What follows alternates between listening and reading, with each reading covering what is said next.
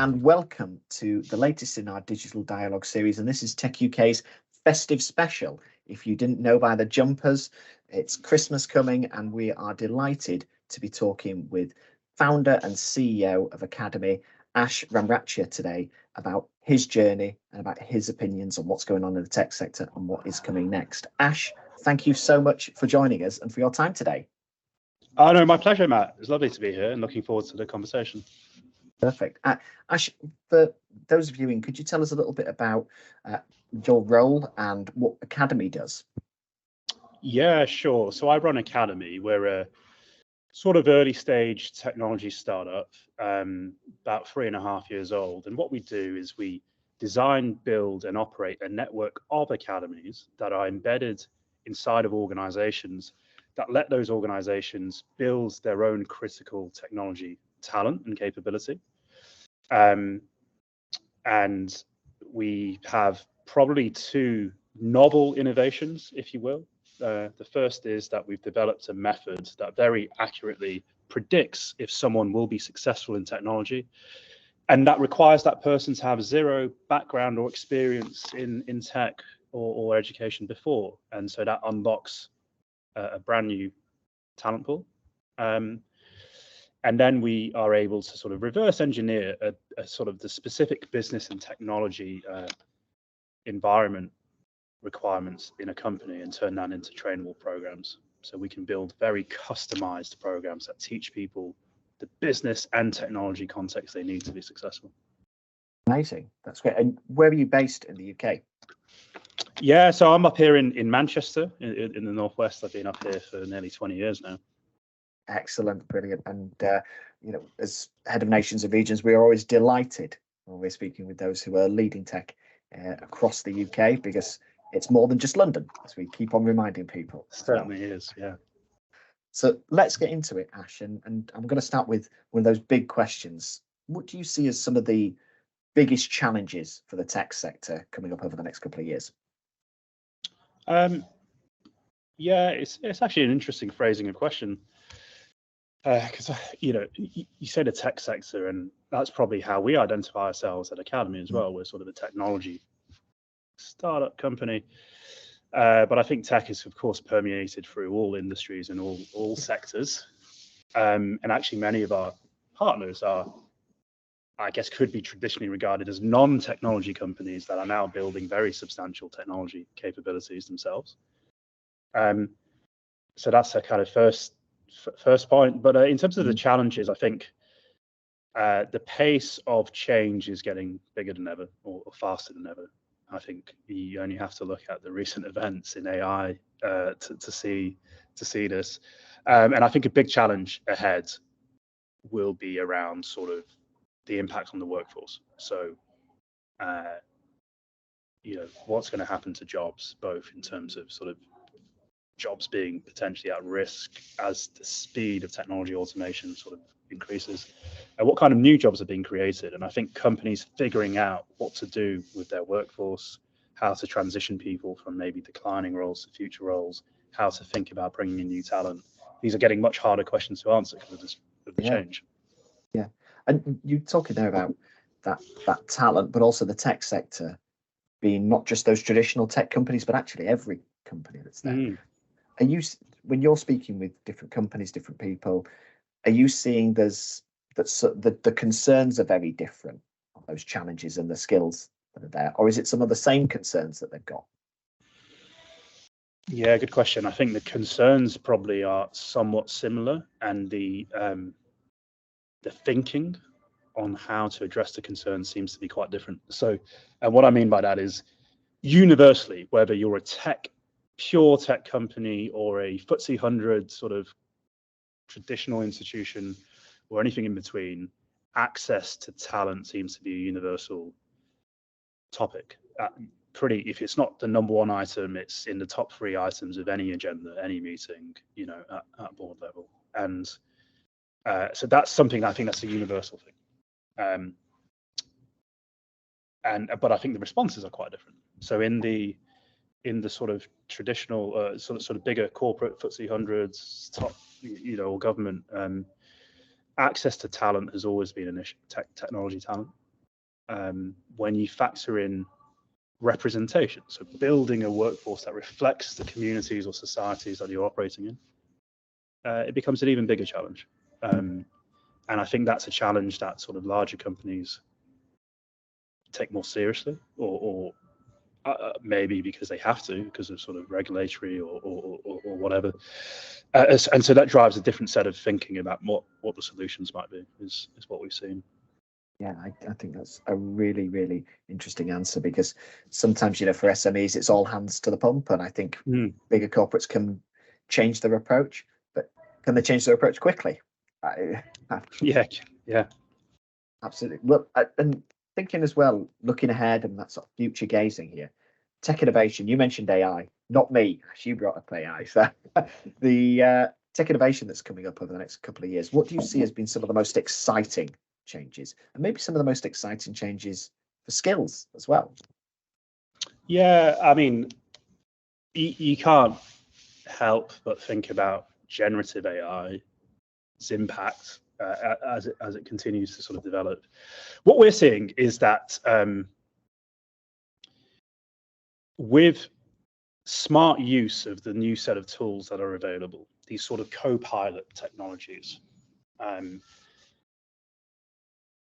we're seeing that it's possible to train people who are new to technology, and get them to sort of high levels of proficiency, what would previously be regarded as sort of mid-level, maybe 2 to 5 years of experience.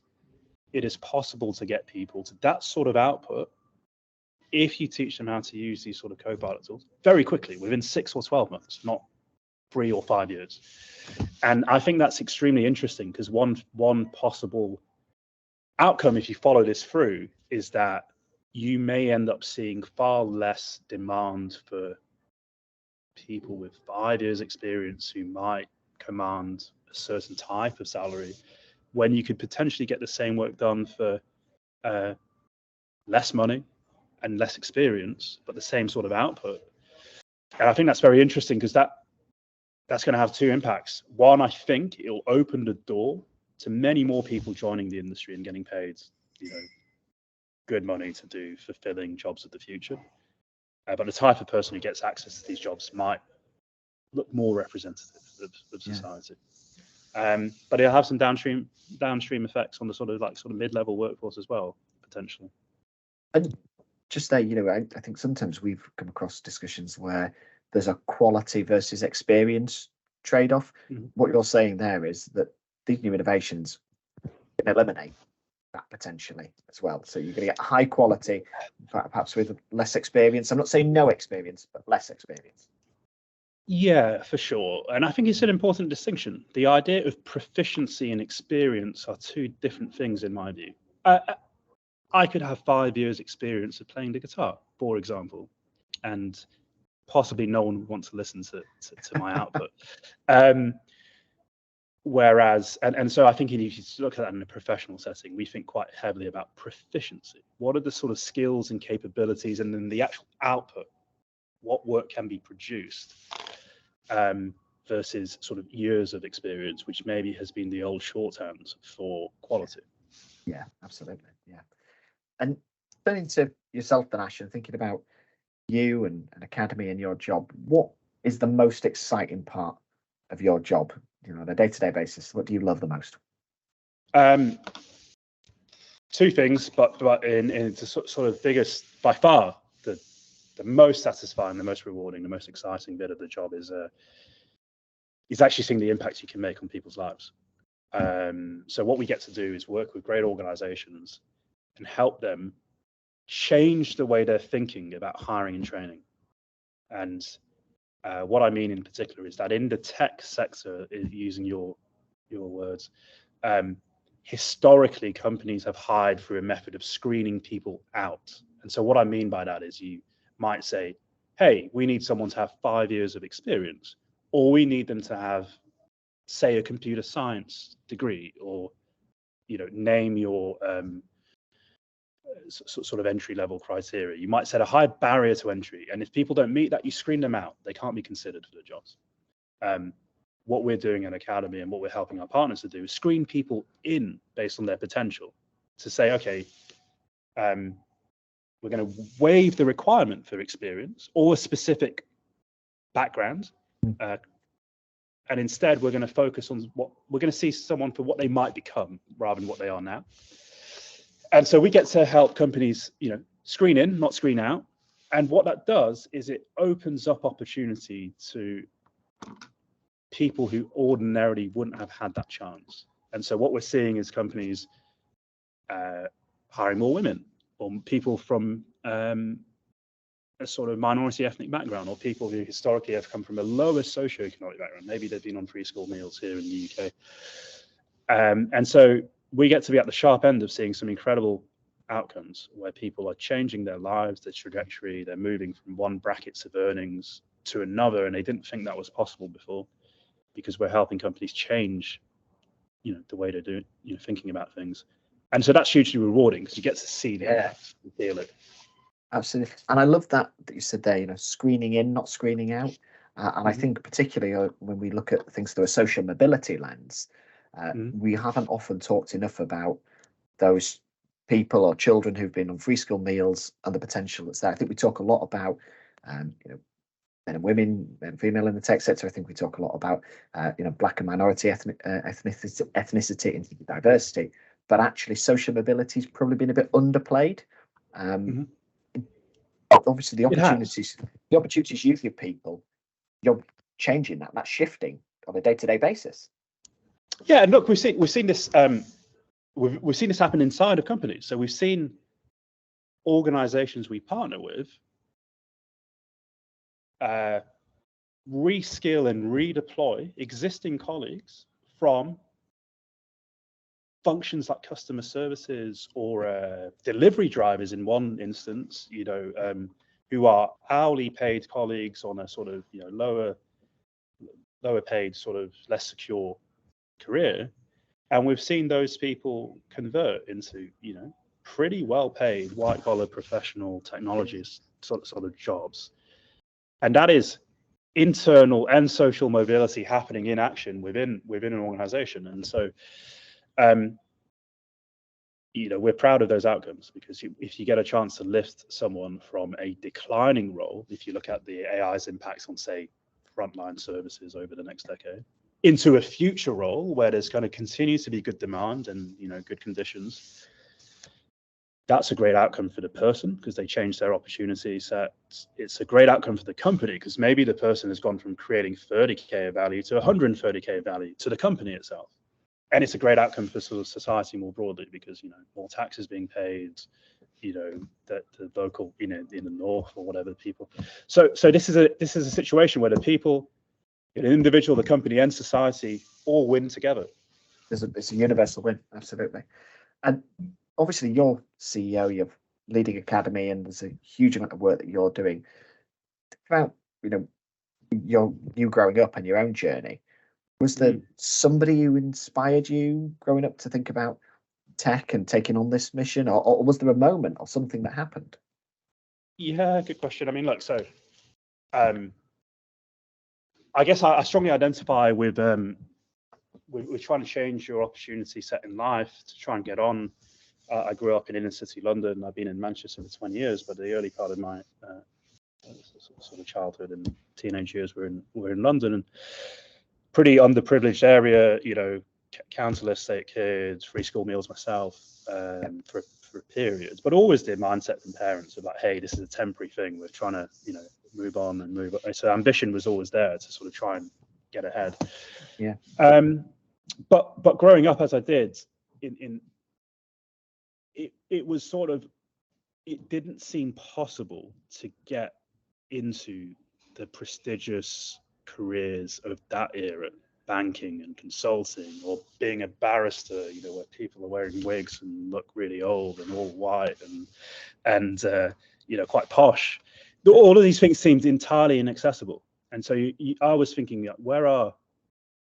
how can I do better in life? I've got to get into, a great company and a great career. And it felt, well, to do that, you've got to get into Oxbridge and get, and it felt far removed. And it also felt like it'd take a long time. When you looked at people who were at the sort of top of those professions, as a kid, you're like, bloody hell, they're old. I'm sort of impatient. How can I get on now? You know, kind of thing. And very fortuitously, I won't bore you with the entire backstory, but I ended up getting an opportunity to work for a founder of a technology company in the north of England. The company was called the 𝗏 Group. The founder, Matthew Moulding, was my first sort of inspiration, if you like, the first person who took a big chance on me for no reason, as in saw potential, but there was no evidence. You know, I didn't have credentials or experience, and that was the idea that, hang on, if you can see someone for their potential. And very luckily for me, that was a rocket ship. The company I joined as a startup of 50 people turned into 5,000 plus people. We went from, you know, single-digit millions to $1 billion of revenue, and from a startup valuation to a multi-billion-pound valuation. And so in every way, that kind of completely changed my own personal life, as in I did well, I got promoted, I became on the board, and the company took off, and it was good fun, and it was a sort of, you know, life-changing experience. But it also completely reinforced my passion to unlock potential at scale in others. Yeah. Wow. And got to ask you then, if you could go back and tell your 16-year-old self or your younger self some advice now, get in that DeLorean and go back and speak to them, what would you say? Yeah, I mean, look, I think about that because it's a challenging question. I think one big thing about giving advice to others, especially when it comes to sort of careers, is I often think the advice is at least 20 years out of date. So if you speak to your parents or even careers advisors, if you're a 16-year-old now, or you know, and that's the advice I got: you go and be a doctor, become a lawyer, you know, because those were the prestigious jobs, those were the things that had status and paid well, and you know, no one was talking about technology, for example, no one as a thing. And so I wouldn't want to fall into the same trap of giving advice that is now 20 years out of date. But I think a couple of principles, rather than saying, hey, go and become a certain profession, I would think about